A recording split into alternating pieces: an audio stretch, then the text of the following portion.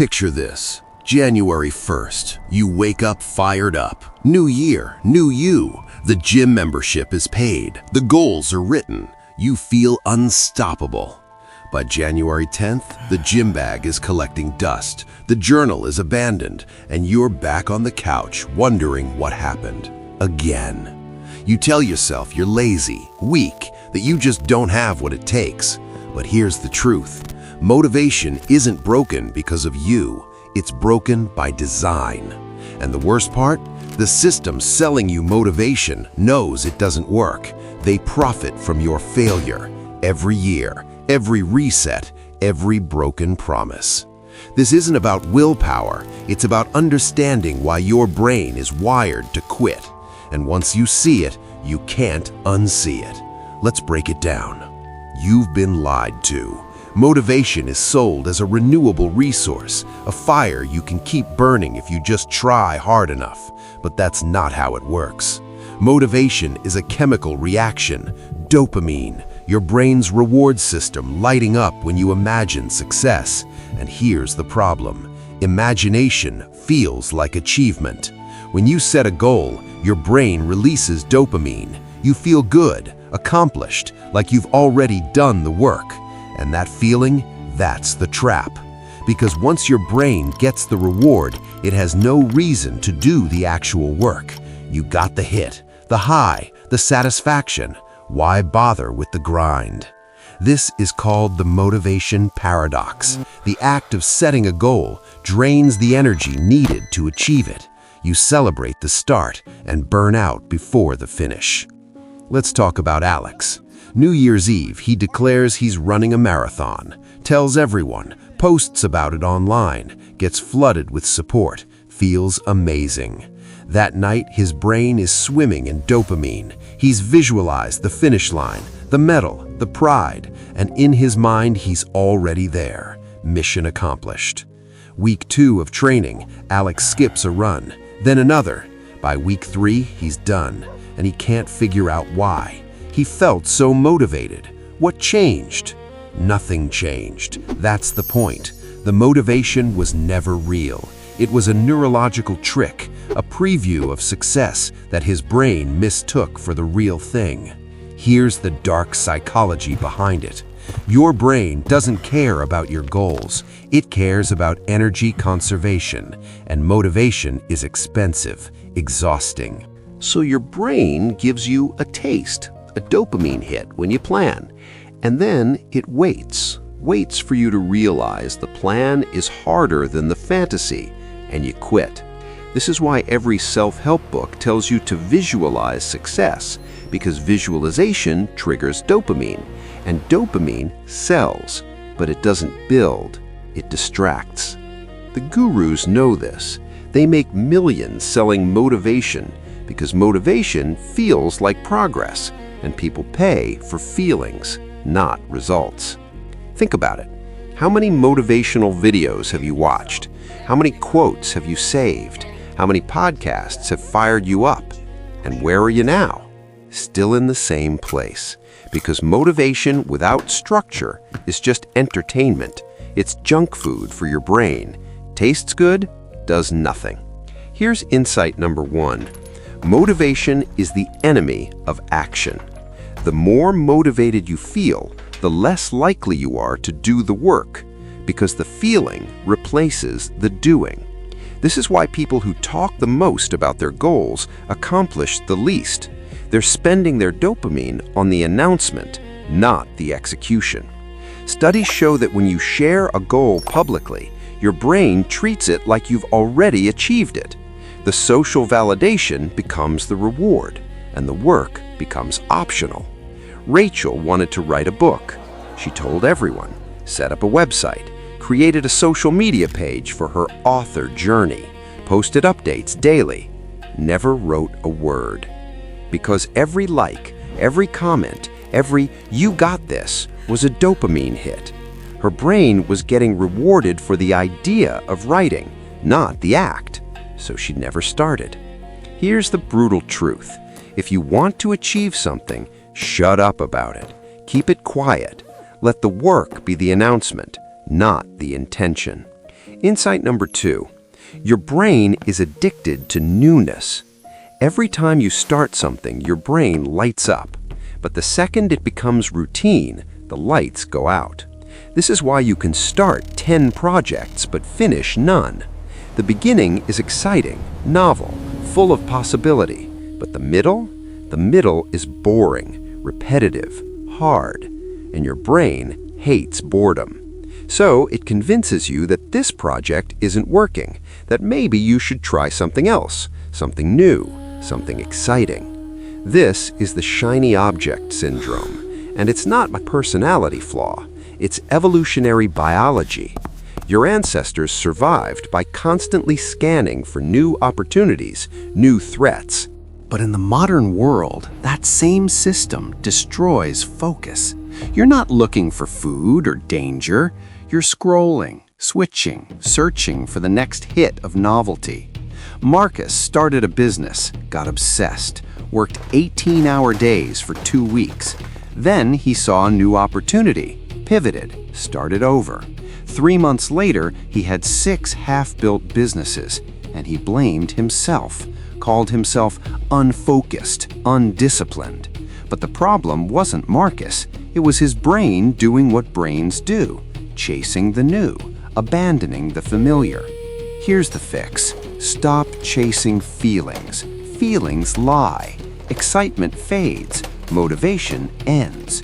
What remains is system, habit, boring, unglamorous repetition, and that's where real progress lives. Insight number 3.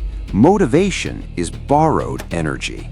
It's a loan from your future self, and eventually the bill comes due, and when it does, you crash. This is why burnout follows motivation. You sprint at the start, fueled by adrenaline and dopamine, and then your body realizes you're unsustainable, and it shuts you down. Your nervous system can't tell the difference between real danger and self-imposed pressure. So when you push too hard, it interprets it as a threat and activates survival mode. Survival mode means low energy, brain fog, emotional numbness. Your body is protecting you from yourself, and you call it laziness, but it's not. It's biology. Jessica committed to waking up at 5 a.m., working out, meal prepping, journaling, side hustle, all at once. She lasted 9 days, then spent 2 weeks in bed, exhausted, ashamed. She thought she failed, but she didn't. Her body did exactly what it was designed to do. It stopped her before she broke, and she mistook protection for weakness. Here's the insight. Slow is sustainable. Boring is reliable. If you want to change your life, don't start with motivation. Start with one small habit and protect it. One push-up, one page, 1 hour of focused work. Build the system first. Let the momentum build slowly. And when motivation shows up, let it be the bonus, not the foundation. Insight number 4. You're motivated by the wrong things.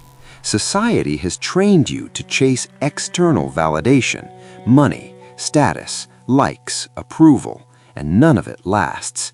Because external rewards are controlled by other people, and other people are unpredictable, unreliable, indifferent. So you're building your life on a foundation that shifts constantly. And when the validation stops, so do you, because the fuel was never internal. It was borrowed, rented, dependent on an audience that doesn't owe you anything. Nathan wanted to be an influencer. Posted every day, chased trends, studied algorithms, got a few viral posts, then nothing. And when the views stopped, so did his motivation. Because he wasn't creating for himself, he was performing for strangers. And strangers don't care about your growth. They care about their entertainment. And they'll move on. Here's the shift.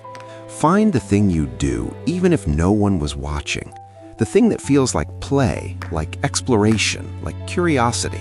That's intrinsic motivation, and it's renewable. Extrinsic motivation runs out. Intrinsic motivation compounds. One drains you, the other fuels you. And the difference is whether you're performing or creating. Insight number 5. Motivation is a feeling. Discipline is a decision. And decisions don't need permission from your emotions. They just need commitment. You don't wait to feel like brushing your teeth. You don't wait to feel like paying rent. You just do it because it's non-negotiable. And that's the key. When you treat your goals like optional activities dependent on how you feel, you lose. Because feelings change, hourly, daily. And if your progress depends on feelings, it's doomed. But when you treat your goals like obligations, like appointments you can't cancel, you win. Not because you're motivated, but because you decided.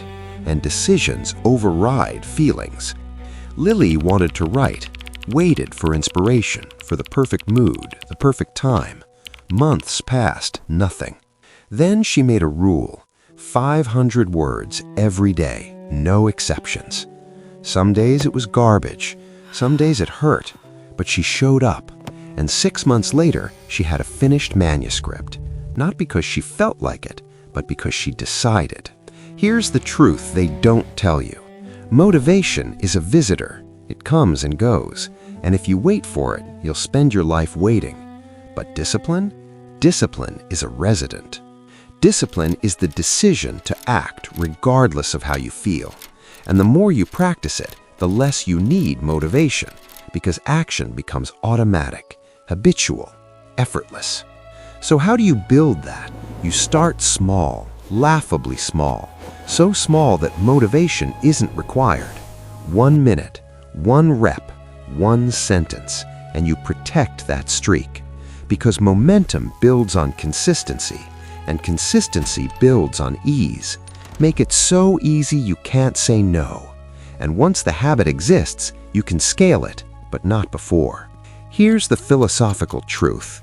Motivation is about the future. Discipline is about the present. And the present is the only moment you can control. So stop waiting. Start doing. You've been taught that you need to feel ready, inspired, motivated. But readiness is a myth. You'll never feel ready. And if you wait for that feeling, you'll wait forever. The people you admire didn't wait for motivation. They moved without it. They built in the dark, struggled in silence, and became who they are because they acted before they felt like it. So here's your permission. You don't need to feel motivated. You don't need to feel inspired. You just need to decide and then act, even if it's messy, even if it's small. Because small actions compound, and compound actions create results, and results create identity, and identity creates momentum, and momentum makes motivation irrelevant. Stop chasing the feeling. Start building the system. Stop waiting for the fire. Start stacking the wood. 1 log, 1 day, 1 decision. And eventually, the fire builds itself. This is the dark side of motivation. It was never meant to carry you. It was meant to start you and then disappear and leave you with the only thing that matters, the work. So the next time you wake up unmotivated, good, that's your test. That's the moment that separates those who dream from those who do. And you get to choose which one you are. Not tomorrow, not when you feel like it. Right now, in this moment, you either move or you don't. And that decision is the only one that matters. Motivation will come and go, but the person who shows up without it, that person is unstoppable because they're no longer dependent on feelings. They're powered by decision. So stop waiting for the perfect moment. Stop waiting to feel ready and start moving, because motivation doesn't create action. Action creates motivation, and you've had it backward this whole time.